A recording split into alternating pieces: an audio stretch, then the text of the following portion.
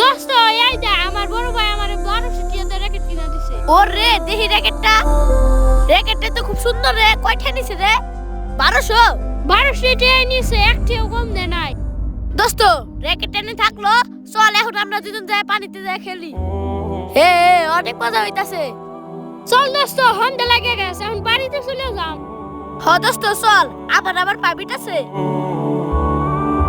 আমি পাগল দে সবাই আমাদের মাল বাতাই লে।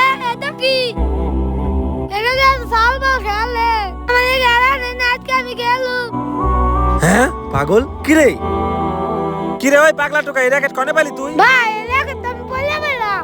কি র্যাকেট জানিস না পয়লা পাওয়া যায় না? তুই আমার শিখাস তুই? উই! ভাই আমারে মারলেন কে? এই তোমার র্যাকেট। ভাই পাগল কাটতেছে কে? আমারে মারছে।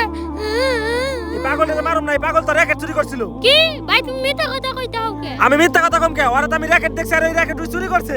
ভাই এই র্যাকেট তো পাগল চুরি করে নাই। সি ভাই সি, তুমি পাগলে খাবার খাবার লাও। এই ব্যাটটা আমি খেলতে মনে বলে থেকে গেছিলাম, না জানি না তুমি পাগলটার গায়ে হাত দিলাও। পাগল ভাই তুমি আমার মাফ করে দাও, আমি বুঝতে পারি নাই। আর তোমার হাতে র্যাকেট দেখে আমি মনে করছি তুমি র্যাকেটটা চুরি করছাও। ভাই আপনি না জানি আমার গায়ে হাত দিলেন। সাবস্ক্রাইব করবেন।